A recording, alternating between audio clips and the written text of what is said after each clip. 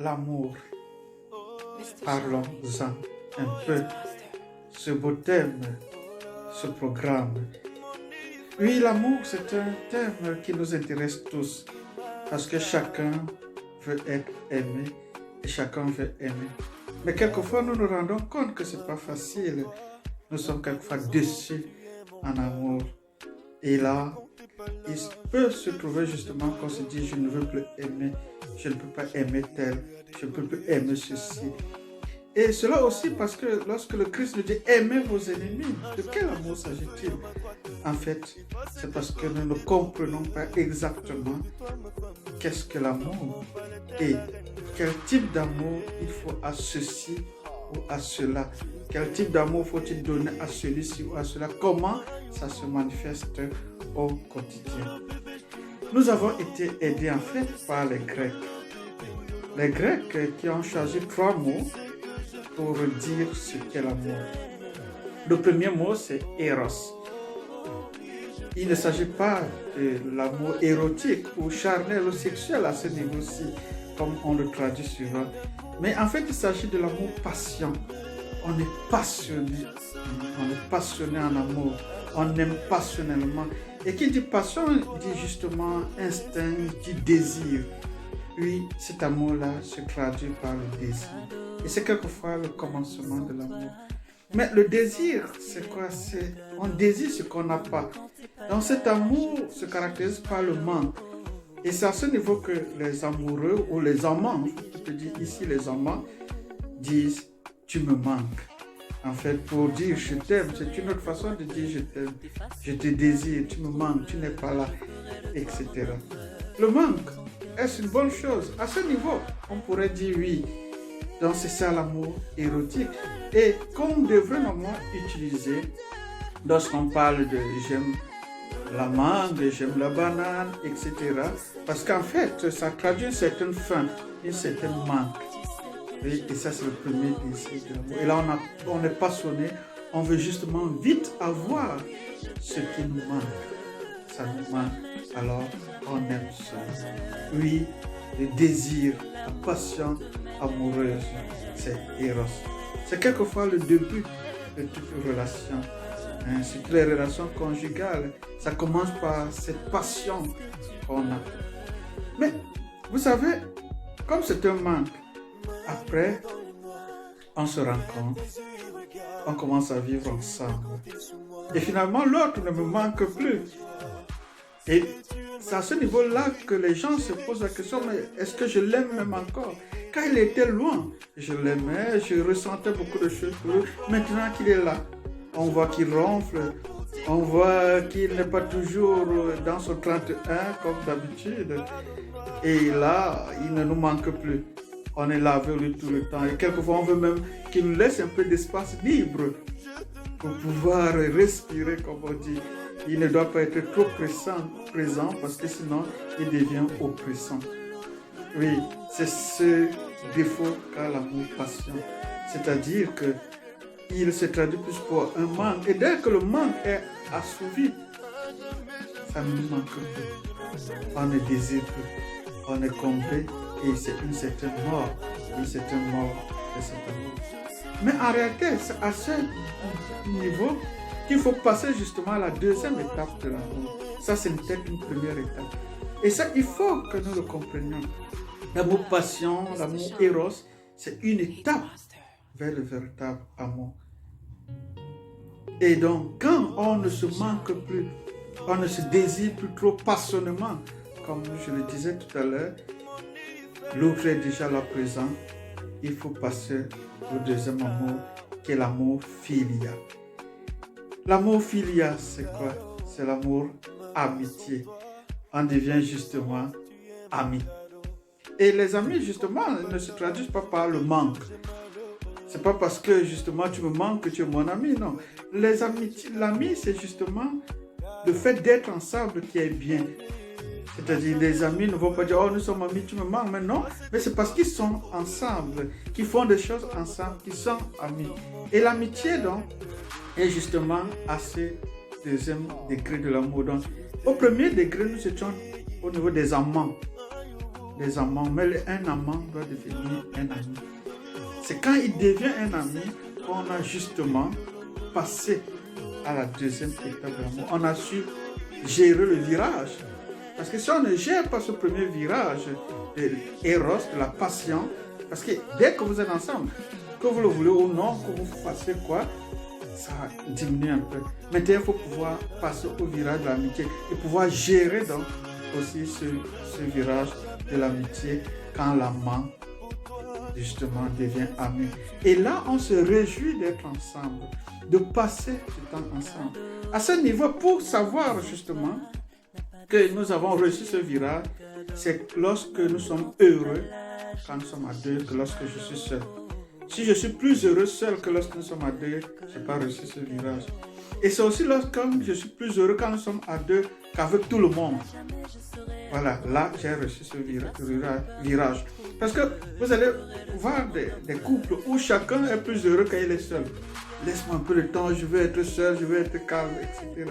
Ou bien quand tout le monde est là, c'est là que vous le voyez joyeux, le conjoint joyeux, il est content d'être avec tout le monde. Dès que les amis partent, il rentre encore dans son trou, si je pourrais le dire comme ça. En fait, c'est parce qu'on n'a pas géré le virage, on n'a pas su devenir des amis, des complices, on n'a pas pu avoir ses intérêts d'être ensemble. Oui, l'ami se réjouit quand l'autre est présent, il est là. Quand on peut faire des choses ensemble, passer du temps ensemble, du bon temps ensemble. Et c'est ça les amis. C'est pourquoi les amis qui ne se voient pas régulièrement, qui ne se prennent pas de nouvelles, qui ne font pas des efforts pour être ensemble, ne sont pas des amis. Un ami qui cherche à être là quand l'autre est là. Il cherche à être présent, il cherche à être ensemble, il cherche à qu'on fasse des choses ensemble. Là, on devient amis. Mais là aussi, il y a un autre virage dont il faut tenir compte. Parce que justement, lorsqu'on devient amis, à force d'être trop ensemble, il y a des problèmes qu'on peut avoir. On ne s'entend plus très bien surtout. On constate plus grandement encore les défauts de l'autre. On se rend compte que nous ne sommes pas aussi semblables qu'on le disait. On constate même que quelquefois nous sommes différents. Mais comme nous sommes des amis, nous nous acceptons. Oui, et c'est ça l'amitié. Mais justement, ce fait d'être totalement ensemble, de ne plus voir en l'autre, de découvrir totalement les défauts de l'autre, de voir que nous sommes différents, etc., peut faire en sorte que justement l'amour devient un problème. C'est-à-dire que notre amitié commence à souffrir. Et à ce niveau, il peut arriver que les amis se séparent parce qu'ils ne partagent plus le même point de vue, parce que l'autre ne le soutient plus totalement et parce que, voilà, ce type d'amitié où on est totalement ensemble, tout le temps ensemble, content d'être ensemble, il ne manque pas de problèmes. Les problèmes sont toujours là.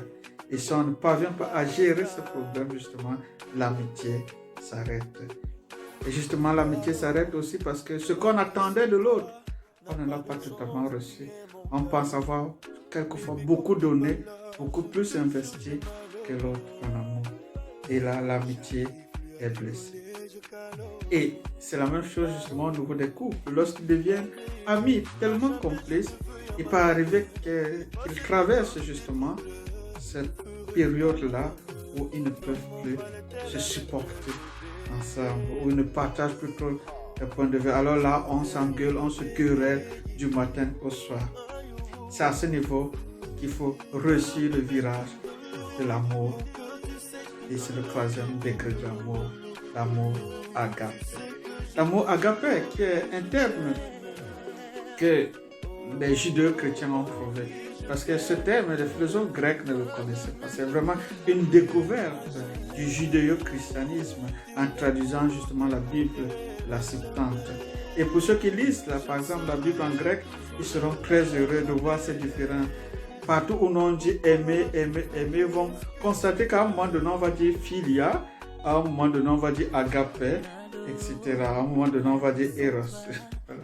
Donc, et là, on peut comprendre justement, je vais prendre quelques exemples. Mais parlons de l'amour agape. L'amour agape, justement, là, justement, on n'est plus amant, comme Eros, on n'est plus amis, mais on est un amoureux, on aime. Et cette fois-ci, justement, l'agape, c'est la capacité d'aimer l'autre pour ce qu'il est, de l'aimer malgré ses défauts. Parce que le plus important dans l'agape, c'est ce que je donne. C'est l'amour don de soi, je me donne à l'autre et non réciprocité. Ce n'est pas justement la réciprocité qui compte. En amitié, c'est la réciprocité qui compte. Si c'est moi seulement qui te rends visite et tu me rends pas visite, ça ne marche pas. Si c'est toujours moi qui te donne et tu me donnes pas, ça ne marche pas. Oh, dans l'amour agape, justement, c'est l'amour où ce qui compte, c'est ce que je donne. C'est le don de soi totalement à l'autre. Je fais tout, je me sacrifie. C'est l'amour holocauste à un moment donné où, en fait, ce qui compte, c'est aimer, être donné, être totalement donné à l'autre.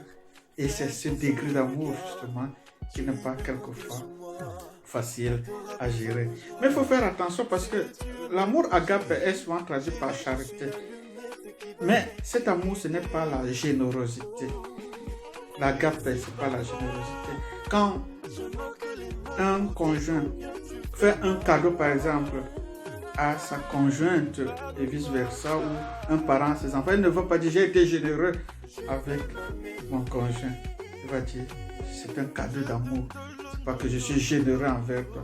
Donc il ne s'agit pas de la générosité à ce niveau, justement. Il ne s'agit pas non plus, justement, de l'intérêt. C'est un amour vraiment sans intérêt.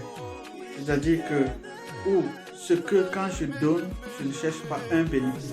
Et c'est pour ça que quand on arrive à ce niveau d'amour, on ne se plaint pas du fait que moi je donne totalement et l'autre ne donne pas. Et vous voyez quand même que c'est très difficile. Mais cet amour, ce n'est ni la générosité, l'agape, ni la solidarité. Justement, des couples qui s'aiment, on ne va pas dire qu'ils sont solidaires. C'est pas la solidarité, c'est vraiment l'amour parce que chacun se donne. La solidarité, c'est en fait une sorte de jeu d'intérêt où chacun apporte quelque chose. La solidarité sociale. Ou, par exemple, moi, j'ai 1000 francs, je vais acheter quelque chose et, par exemple, une viande et le boulanger, lui, me donne la viande. Ça, c'est la solidarité. C'est-à-dire, lui, il a besoin de mon argent. Et moi, j'ai besoin de sa viande. Chacun donne quelque chose.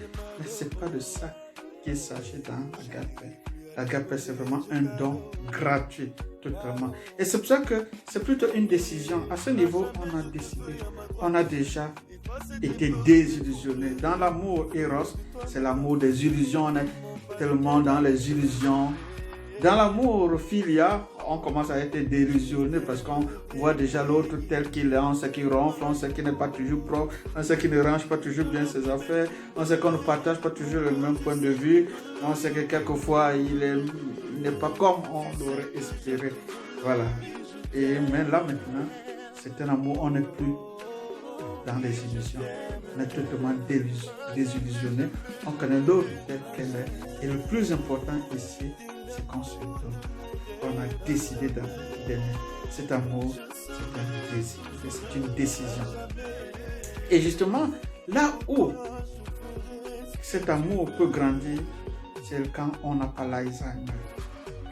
L'Alzheimer, c'est quoi? C'est la perte de la mémoire, du souvenir.